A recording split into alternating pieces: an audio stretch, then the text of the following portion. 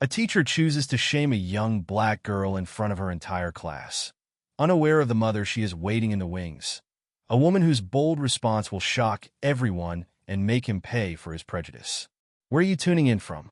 Share in the comments, and remember to subscribe to hear more incredible stories. The grand iron gates of Westview Preparatory School shone under the morning light, reflecting the school's exclusive reputation. Westview Prep wasn't just a school. It was an elite sanctuary known for its expansive campus, meticulously kept gardens, and cutting-edge facilities. Towering brick buildings stood with ivy gracefully climbing their red walls, and large windows overlooked lush sports fields, modern labs, and sprawling lecture halls.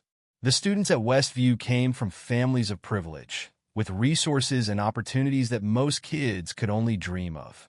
This school promised nothing but the best for them, and it demanded excellence in return, or so it claimed. At just 13 years old, Emma James was the newest face in this prestigious environment. Quiet and thoughtful, she had grown up with the steadfast support of her mother, Mary. A successful black entrepreneur, Mary was admired for her charitable work and tenacity, traits that had propelled her to success despite the many obstacles she'd faced.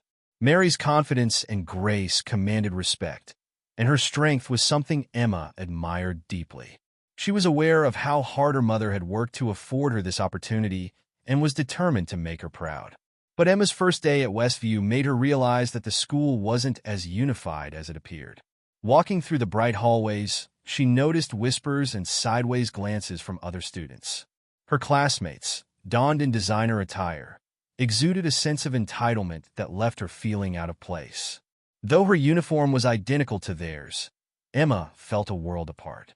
She clutched her books close, her steps quieter, as she made her way to her first class. In that classroom, she encountered Mr. Harrison. He was a teacher known for strict discipline and rigor, or at least that's what he called it. Tall with graying hair, he wore well-tailored suits and spoke with a clipped, polished tone. Known as one of the strictest teachers at Westview, Mr. Harrison was someone students preferred not to challenge, and his authority in the classroom was absolute. His sharp eyes scanned the room, seemingly searching for flaws, assessing each student with an air of judgment. When Emma introduced herself on that first day, he barely acknowledged her, simply giving a curt nod before moving on to the next student. Emma noticed the indifference but dismissed it, telling herself that maybe this was how he treated all new students. But as the days went by, small but unmistakable patterns emerged. In a literature lesson, Emma gathered the courage to raise her hand, eager to join the discussion. Mr. Harrison, however, looked right past her, as if she wasn't even there. Only a few minutes later, a confident blonde girl named Rebecca, from an influential family, raised her hand and was immediately given the floor. This happened repeatedly, and soon, Emma could no longer ignore the pattern. She was always the last to be called on, and whenever she did answer, her thoughtful responses were met with thinly veiled impatience. Each day, Emma's hope and excitement sank a little more. At lunchtime, she sat by herself, clutching her sandwich, while her classmates formed groups, laughing and chatting together. A few times, she tried to join in, but her efforts were brushed off with polite, dismissive smiles. The feeling of isolation weighed heavily, and she found herself retreating into her thoughts, wondering if she truly belonged at Westview. All the while, Mary remained unaware of her daughter's struggles. She believed Emma was thriving at Westview, and Emma kept her loneliness and frustrations to herself, not wanting to disappoint her mother. Emma didn't want to worry her mother or let her down by sharing how out of place she felt. Mary had always reminded her, "You belong wherever you choose to be, Emma. Don't let anyone make you think otherwise." Holding tightly to her mother's words, Emma tried to gather the strength to overlook the quiet rejections and silent judgments she faced daily. However, by the end of the week, Mr. Harrison's behavior took a more direct turn. Instead of merely ignoring her, he began openly dismissing her contributions. During a science lesson, when Emma suggested a solution to the problem on the board, Mr. Harrison looked at her with a faintly condescending smile. "That's an interesting take, Emma," he said, dragging out her name as if it were foreign to him. But perhaps you should leave the more complex concepts to the students who are better prepared. Laughter rippled through the classroom, and Emma felt her face grow hot with embarrassment. She lowered her eyes, pressing her lips together to stop herself from crying, feeling both shame and anger. She had studied hard and given her best effort, but it seemed as though none of that mattered. The following day, Mr. Harrison planned a chemistry experiment, pairing students to measure and mix liquids as directed. When it was Emma's turn, he handed her a beaker and instructed her to pour the liquid into a flask. Nervously, Emma did as told, but as she tilted the beaker, a little liquid splashed onto the table. Mr. Harrison smirked, loud enough for everyone to hear. "Careful, Emma," he said mockingly. "This isn't something you want to mess up." Her hands shook slightly, and as she spilled the liquid, laughter broke out among her classmates. Mr. Harrison sneered. "See? This is exactly what I was talking about," he said to the class, as if Emma weren't there. "Some students just aren't suited for this." The laughter that followed was quiet but piercing, leaving Emma feeling small and helpless. She wanted to disappear. That evening, Emma was unusually quiet at dinner. She sat across from her mother, pushing her food around on her plate, her shoulders slumped and eyes dull. Mary, noticing her daughter's uncharacteristic silence and the dark circles under her eyes, grew concerned. "Is everything all right, sweetheart?" she asked gently. Emma hesitated, her thoughts racing. She didn't want to seem ungrateful or cause her mother any worry. But as she looked into Mary's warm, caring eyes, the weight of her feelings was too much to bear. "Mum," Emma began, her voice barely a whisper. I don't think I belong at Westview." Mary's expression softened, her concern deepening. She set down her fork and reached across the table to take Emma's hand. "Why would you say that, honey? What happened?" Emma's voice cracked as she recounted the small slights, the cold indifference from classmates, and finally, the humiliation orchestrated by Mr. Harrison. She tried to keep her voice steady, but tears spilled over as she relived the painful moments. Mary listened in silence, her grip on Emma's hand tightening as anger simmered beneath her calm exterior. Her daughter's pain was cutting, and a fierce protectiveness rose within her. She had fought her whole life for respect and equality, and now her daughter was facing similar struggles in a place that should have been safe. "That man," Mary said quietly, her voice steady but firm, "he will regret making you feel this way." Emma looked up, surprise flashing in her eyes. "Mom, you don't have to," she started. But Mary interrupted, her voice resolute. "No, Emma, you deserve respect, and I'm going to make sure you receive it." As she spoke, memories of her own struggles surfaced. Years of being underestimated, dismissed, and ridiculed because of her race. Mary had promised herself that no one would ever make her feel insignificant, and she was determined to ensure her daughter would experience the same resilience. Mr. Harrison had underestimated both of them, and soon he would face the consequences of that mistake. That night, Mary began planning. She was well aware that Westview Prep heavily relied on her financial contributions, and she intended to leverage that fact to bring about change.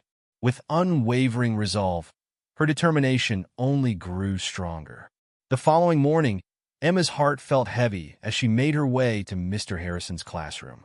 The fluorescent lights seemed brighter and harsher, the walls colder, and every step added to her apprehension. She tried to convince herself that today would be different, that maybe Mr. Harrison's attitude might change, but doubt lingered within her like a shadow. She wanted nothing more than to turn around and escape this unwelcoming place. As the bell rang and students settled into their seats, the usual buzz of laughter and chatter filled the room. Mr. Harrison entered swiftly, his steely gaze sweeping across the classroom. His eyes landed on Emma for just a moment, passing over her as if she were a mere flaw on the perfect canvas of his class. Clearing his throat, he announced, "Today, we'll be demonstrating a chemical reaction. This is not a basic task, so I expect everyone to pay full attention and follow instructions to the letter." Mr. Harrison's eyes glinted as he set up the materials on his desk: beakers of colored liquids, flasks, measuring spoons, and a Bunsen burner. The class leaned in with curiosity, but Emma's sense of dread only intensified. Mr. Harrison scanned the room, his eyes finally resting on her. "Miss James," he said with an edge to his voice, "you'll be assisting me today." Emma's heart raced.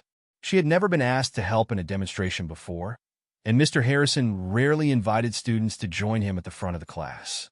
Unease prickled her senses, but with no other option, she stood and walked to the front, feeling her classmates' eyes on her. Standing beside his desk, Emma felt the weight of their stares pressing on her.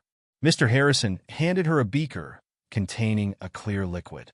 "Now, carefully pour this into the flask," he instructed, pointing to a narrow-necked flask on the table. Taking a steadying breath, Emma grasped the beaker, her hands trembling as she began to pour. Her palms felt clammy, and her fingers tingled with anxiety under Mr. Harrison's unyielding watch. As she tilted the beaker, he spoke with a mocking tone. "Careful, Emma," he said, his words thick with condescension. "We wouldn't want you to make a mess, would we?" The words hit her like barbs, and her face flushed with embarrassment. She hesitated briefly, and in that moment, a small splash of liquid dripped onto the table. Mr. Harrison's mouth curled into a smug smile, and soft laughter rippled through the room. "See," he announced with feigned disappointment, loud enough for everyone to hear. "Some students simply don't have the dexterity for this type of work." Emma's cheeks burned, but she forced herself to finish the task, ignoring the laughter around her. With shaky hands, she poured the rest of the liquid into the flask, biting her lip to keep her composure. Her heart pounded in her chest, and she felt the weight of humiliation. She avoided looking at Mr. Harrison, whose expression radiated self-satisfaction, knowing he had succeeded in making her feel small. He had orchestrated every detail. This was no accident. Mr. Harrison wasn't finished. "All right, class," he said, his voice dripping with condescension as he looked over the students. "This is why precision is essential in science. You can't just stumble through, hoping things will work out." Another round of quiet laughter rippled through the room. Emma felt herself shrinking, her confidence disintegrating under her classmates' judgmental stares. She wanted to scream, to disappear, to escape from the deep hurt and shame building in her chest. "Miss James," Mr. Harrison's voice jolted her from her thoughts, and she looked up, her eyes meeting his with a mixture of fear and resentment. "Please clean up the spill, and try to be more cautious next time." Her hands fumbled as she grabbed a cloth to wipe the table, every movement feeling like a mistake. The room seemed to close in on her, thick with unspoken scorn. She felt the weight of her classmates' glances, the quiet smirks and whispers echoing in her mind. When the bell finally rang, marking the end of class, Emma gathered her books in a daze, her vision blurred with unshed tears. She trudged to her locker, the hollow ache of humiliation settling deep inside her. Mr. Harrison's cutting words and her classmates' laughter replayed in her mind, swirling into a storm of shame and self-doubt. By the time she reached home, she was exhausted, emotionally drained. She sat across from her mother at the dinner table, appetite gone, quietly pushing her food around. Mary watched her daughter closely, noticing the shadows under Emma's eyes, her slumped shoulders, and the absence of her usual bright smile. "Emma," Mary said softly, reaching across the table to take her daughter's hand. "What happened today?" For a moment, Emma wanted to keep everything to herself, to bury the pain and pretend it didn't matter. But the warmth of her mother's touch, the understanding in her gaze, broke down her defenses. The words spilled out, raw and painful, as she recounted the details of her humiliation. She described the experiment, Mr. Harrison's mocking tone, her classmates' laughter, and the shame that had wrapped around her like a suffocating blanket. As Mary listened, her expression hardened, her grip on Emma's hand tightened, anger simmering beneath her calm exterior. This wasn't just a rough day. It was a calculated act of cruelty meant to belittle her daughter. When Emma finished, a single tear slipped down her cheek as she looked at her mother, searching for reassurance. Mary gently wiped the tear away, her voice steady and fierce. "What Mr. Harrison did was wrong, Emma. He had no right to treat you like that. But maybe I'm just not good enough," Emma whispered, her voice trembling. "No, Mary replied firmly, her eyes blazing with conviction. You are more than good enough, and you deserve to be treated with respect. Emma looked down, her shoulders hunched as she fought back more tears. It's just they all looked at me like I didn't belong, like I was less than them. Mary's heart ached hearing her daughter's words.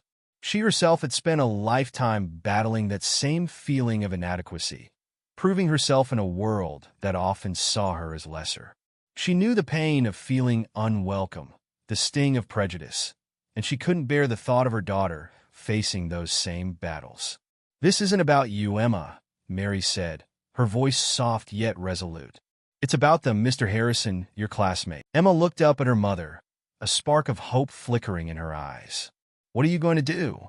Mary squeezed her hand, her lips pressed into a determined line. I'm going to the school, and I'll make sure they see you for who you are and know exactly why you deserve to be there. That night, Mary sat alone in her study, her mind racing with plans and possibilities. She had built her career on resilience and had always stood up for herself and her community.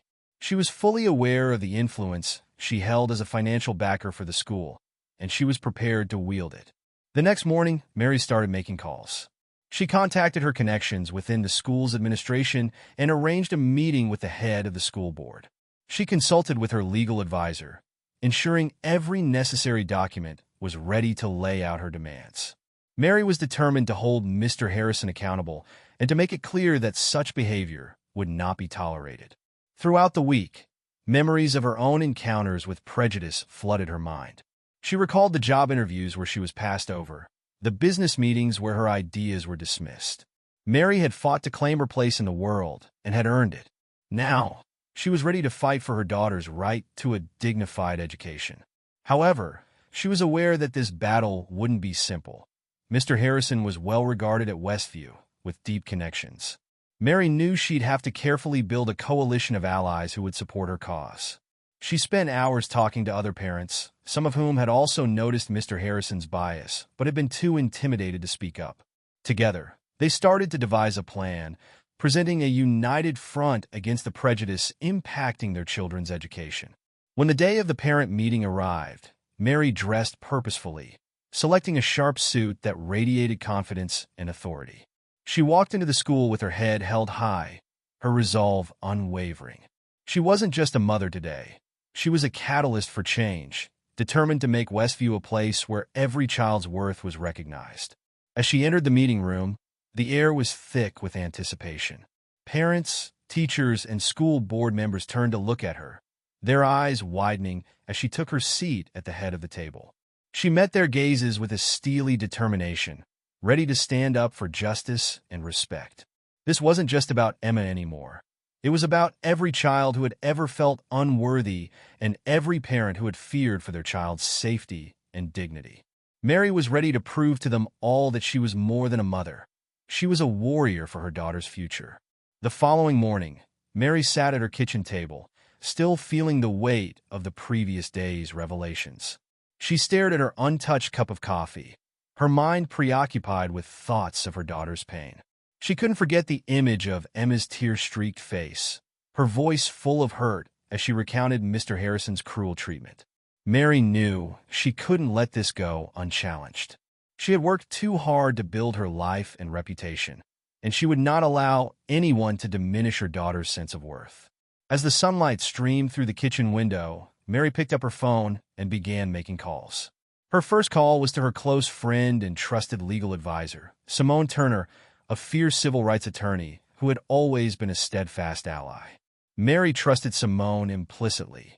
They had fought together for justice on multiple fronts, and Simone had never let her down. "Simone, I need your help," Mary said, her voice steady but urgent. On the other end, Simone's tone shifted instantly. "Anything, Addie. What's going on?"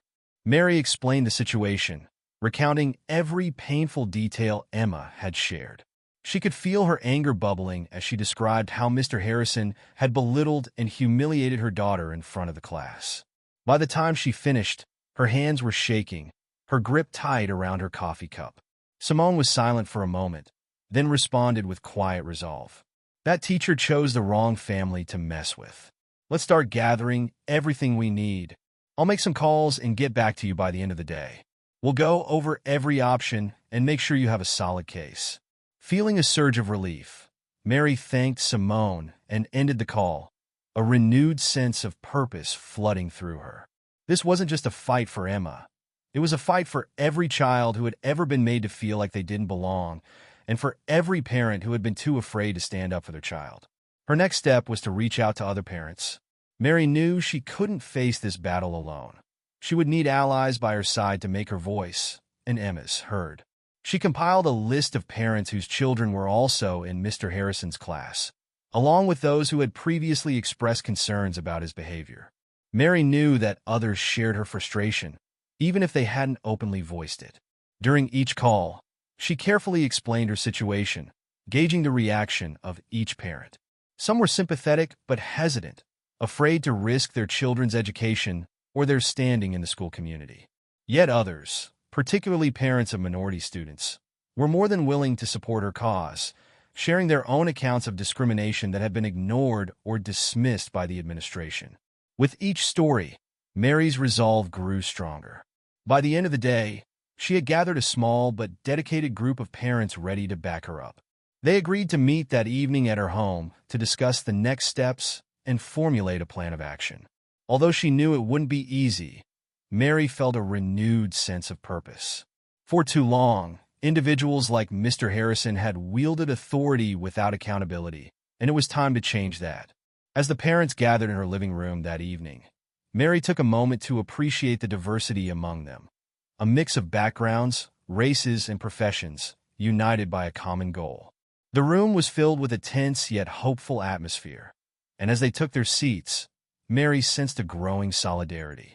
Shortly after, Simone arrived, carrying a stack of documents and a notepad. She greeted everyone warmly before joining Mary at the front of the room. The parents fell silent, eyes fixed on her as she began to speak. "Thank you all for coming," Mary began, her voice steady and resolute. "I know this isn't an easy path, but it's a necessary one.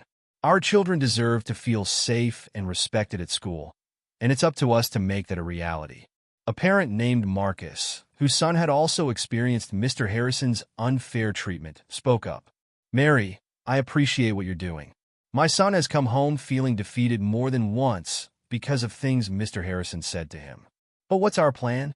The school board is powerful, and I don't want to jeopardize my son's future." Simone responded, her tone reassuring. "Marcus, I understand your concerns. We're all here to protect our children's education, not to put it at risk. But we have options. We'll start by gathering written statements from each of you, detailing any incidents of discrimination you or your children have encountered. I'll compile these into a report for the school board. If we stand united, they won't be able to ignore us." Another parent, Maria, nodded in agreement. "My daughter has felt out of place at Westview from the start. I thought it was just the adjustment, but now I see there's more to it. Thank you for bringing us together, Mary." As the meeting continued, Mary outlined her vision for their campaign. They would present their grievances to the school board, demanding not only Mr. Harrison's removal, but also a thorough investigation into the school's policies and practices. They discussed various strategies from media outreach to potential legal action, while Simone took detailed notes, preparing an action plan. When the meeting concluded, Mary felt a renewed sense of hope. These parents had entrusted her with their stories, their fears, and their frustrations, and she was determined not to let them down. She walked each one to the door, thanking them for their courage and commitment. She knew this was only the beginning, but she was ready to face whatever lay ahead. The following week, Mary received a call from the head of the school board, inviting her to a private meeting. She accepted, her heart pounding with anticipation. This was the moment she had been waiting for. Mary had been waiting for an opportunity to address the school administration directly and advocate for meaningful change. On the morning of the meeting, she chose her attire carefully, opting for a tailored suit that projected confidence and authority. She intended to make a strong impression, not just as a concerned parent, but as a formidable advocate. As she arrived at the school, she took a steadying breath, preparing herself for the challenging conversation ahead. The meeting took place in a conference room adorned with polished wood and leather chairs. The school board members sat around the table, their expressions reflecting a mix of curiosity and reserve. Mary recognized several of them from school events, but today she saw them in a different light. They were the gatekeepers of the school's reputation, holding the power to either enact meaningful change or preserve the status quo. Taking her seat, Mary looked around the room, her gaze steady as she began to speak.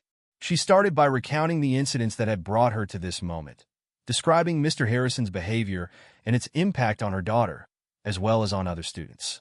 She presented statements from other parents, each a painful testament to the discrimination their children had experienced. The board listened in silence, their faces giving little away, but Mary sensed a shift, a dawning awareness of the seriousness of the matter. When she finished, she handed them the report Simone had prepared, a meticulously organized document outlining their grievances and demands. One board member, a woman named Miss Radcliffe, finally spoke up. "Miss James, we acknowledge your concerns and take these allegations seriously. However, Mr. Harrison has been a respected member of our faculty for over 2 decades. We would require substantial evidence to consider any disciplinary action." Mary met Miss Radcliffe's gaze, her tone unwavering. "With all due respect, Miss Radcliffe, the evidence is here. These statements are just the beginning. I have also consulted with legal counsel, and we are prepared to go public if necessary. Westview prides itself on excellence and integrity, but ignoring behavior like this undermines those values." The board members exchanged uneasy glances as the weight of her words sank in, the realization dawning that this issue could not be brushed aside. After a tense silence, the chairman spoke. "Miss James, we understand your concerns, and we assure you that a thorough investigation will be conducted. We ask for your patience and cooperation as we address this internally." Mary nodded, recognizing that while this was a step forward, it was not a complete victory. The promise of an investigation was progress, but she knew she would need to maintain pressure for real change. As she exited the conference room, a sense of determination surged within her. This was not the end. It was only the beginning. Outside, she called Simone, updating her on the meeting's outcome. Simone listened carefully before offering advice. "Mary, they'll try to delay this, hoping it will fade away. Don't let up. Keep the parents informed and be ready to go public if they don't act swiftly." Mary agreed, feeling a renewed sense of purpose. She was fighting not only for Emma, but for every child who had ever felt marginalized, every parent who had ever worried about their child's well-being. She knew the path forward would be challenging, but she was resolute in her commitment to see it through. The day of the parent-teacher conference arrived more quickly than expected. In the days leading up to it, Mary had meticulously prepared, reviewing every document and refining her argument. With Simone's help, she had gathered written statements from the parents, each one a poignant reminder of the prejudice their children had endured. Mary knew that her approach needed to be calm, measured, and resolute. As she got dressed that morning, Mary chose her attire deliberately. A sharply tailored suit in deep navy, a color symbolizing authority and confidence. She gazed into the mirror, her expression steely and resolute. This was more than just a meeting. It was a battleground, and she was ready to face it head-on. From the edge of her bed, Emma watched her mother with a mixture of admiration and apprehension. She had never seen Mary like this, so determined, so powerful. Mary turned to her daughter with a comforting smile. "Today, Emma, we're going to make sure they listen," she said softly, placing a reassuring hand on her daughter's shoulder. "This isn't just for you. It's for every child who's ever felt like they don't belong."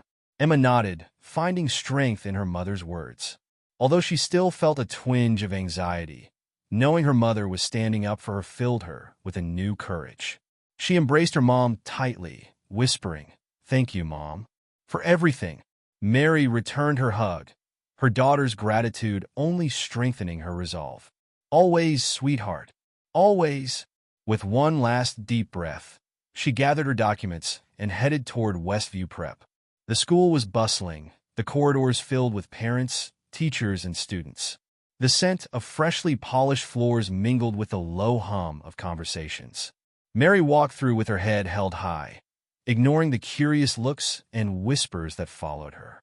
She could sense the tension in the air as she approached the main hall where the meeting was set to take place. Word had spread quickly about the confrontation looming between Mary and the school administration. As she stepped into the meeting room, the atmosphere shifted. Conversations quieted, and all eyes turned to her as she took her seat at the front of the room. Simone was already there, exuding a calm professionalism that helped Mary feel grounded.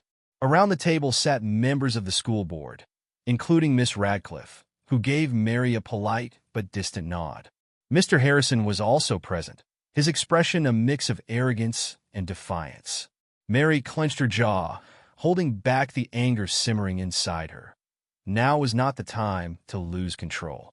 She glanced at Simone, who gave her a slight nod, a silent reminder to stay focused. The chairman, Mr. Collins, cleared his throat to start the meeting. Thank you all for being here. As some of you are aware, we're here to discuss concerns brought forth by Miss James and other parents. Miss James, you have the floor. Mary rose, her heart pounding with anticipation and determination. Taking a steadying breath, she addressed the room, her voice steady and unwavering. Thank you, Mr. Collins. Today, I'm here not only as a mother, but as an advocate for every student in this school. My daughter Emma and many others have experienced treatment here that is frankly unacceptable. We're here to address not only the behavior of Mr. Harrison, but also the culture of prejudice that has taken root at Westview. A murmur swept through the room, but Mary continued, unfazed. For weeks, my daughter has endured ridicule, humiliation, and unjust treatment from a teacher who should have been encouraging and supporting her. Mr. Harrison targeted her not because of her performance or behavior, but due to his own biases. And unfortunately, Emma's story is not unique. Mary began to read aloud the statements from other parents, each one a powerful account of discrimination and exclusion. As she spoke, she observed the reactions of the board members. Shock and discomfort registered on some faces, while others shifted uncomfortably in their seats, seemingly grasping the gravity of the situation. Mr. Harrison's face, however, remained stoic, a faint smirk tugging at his mouth. When Mary finished reading, she set the statements down, her gaze sharp as she looked around the room. This isn't just about one teacher or one incident. It's about a culture that has allowed prejudice to take root. We, as parents, entrust our children to this school with the expectation that they'll be safe, valued, and respected. How can we continue to trust an institution that permits such behavior to go unchecked? Miss Radcliffe cleared her throat, her tone measured but defensive. Miss James, we recognize your concerns, and I assure you the school takes these allegations seriously. However, Mr. Harrison has been a respected faculty member for over 20 years. We cannot simply dismiss him based on a few complaints. Mary's jaw tightened, but she kept her voice controlled. With all due respect, Miss Radcliffe, these are not merely a few complaints. These are the real experiences of children who have been hurt, belittled, and made to feel they don't belong. If the school isn't willing to act, then we as parents will. Mr. Collins raised a hand, trying to regain control of the meeting. Let's all remain calm. Miss James, what exactly are you asking the board to do? Mary met his gaze, her voice resolute and unwavering. Mary spoke firmly. I am requesting Mr. Harrison's removal from his role, and I also demand that the school implement a comprehensive anti-discrimination policy to ensure that every student is treated with respect. Another member of the board, Mr. Carter, interjected. Miss James, while we can appreciate your passion, dismissing a teacher with such a long-standing history is a serious matter. We would need far more concrete evidence beyond these statements. Simone, who had been quietly observing, interjected calmly. Mr. Carter, we have more than sufficient evidence to take this matter public if needed. The reputation of Westview would certainly suffer from the negative press, and it would be well within the rights of the parents to file a formal complaint with the education board. A hush fell over the room. Board members exchanged nervous looks, realizing the severity of the situation. Mary could see the uncertainty in their eyes, recognizing that they were now confronted with more than just an upset parent. This was a battle they couldn't afford to brush aside. After a long pause, Mr. Collins spoke up, his tone measured and cautious. Miss James, we will take your concerns into consideration and begin a formal investigation. We ask for your patience as we work to address the matter internally." Mary nodded, though she knew this was only a small victory. She had succeeded in forcing the board to acknowledge the issue, but she understood that the investigation could be prolonged, with its findings potentially buried if they weren't careful. As the meeting drew to a close, she exchanged a determined glance with Simone, both aware that the fight wasn't over. Outside the meeting room, Mary gathered the supportive parents who had come to back her cause. She explained the board's response. Reluctant, but progress was being made in bringing the issue to light. "We're not finished yet," she asserted firmly. "They're going to try to sweep this under the rug, but we won't let that happen. If they don't take action soon, we'll go public." The parents nodded resolutely, their determination growing stronger. They were ready to stand with her and fight for their children's right to a safe and inclusive education. Together, they walked away from the school, united by a renewed sense of purpose and resolve. A week later, Mary received a call from the school. The board had concluded its investigation and would be holding a press conference to announce their findings. She felt a mix of hope and apprehension. While this could be a turning point, she was wary of empty promises and superficial actions. On the day of the press conference, Mary arrived at the school, accompanied by Simone and the other parents. The room was buzzing with reporters, their cameras flashing as the board members took their seats at the front. Mr. Collins stood at the podium, his expression solemn as he addressed the gathering. After a thorough investigation, he began, "The board has determined that Mr. Harrison's actions were inconsistent with the values upheld by Westview Preparatory School. Effective immediately, Mr. Harrison will be placed on administrative leave, and we will be enacting new policies to ensure that every student feels safe and respected." The room erupted with murmurs as reporters scrambled to write down notes. Mary felt a wave of relief wash over her, but she knew that this was just a part of the fight. She stepped forward, her voice steady as she addressed the board. "We appreciate your decision, Mr. Collins," she said, "but we expect the school to follow through on these promises. This isn't just about one teacher. It's about creating an environment where every student can thrive without the fear of prejudice." Mr. Collins nodded in acknowledgement, his tone more conciliatory. "You have our assurance, Miss James. We are committed to making Westview a place where all students are respected and valued." As the press conference came to an end, Mary felt a sense of closure, though her determination was undiminished. This was a victory, but it was only one step toward ensuring a lasting change. She exchanged a quiet smile with Simone, a silent acknowledgement of the road still ahead. Outside, Emma waited for her mother, her face lighting up when she saw her approach. She ran into Mary's arms, hugging her tightly. "Thank you, Mom, for everything," Emma said, her voice full of gratitude and relief. Mary embraced her daughter, her heart swelling with pride. "Always, sweetheart, always."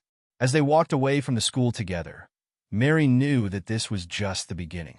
She would continue to fight for what was right and ensure that her daughter, and every child, had the chance to learn and grow in a world free from discrimination.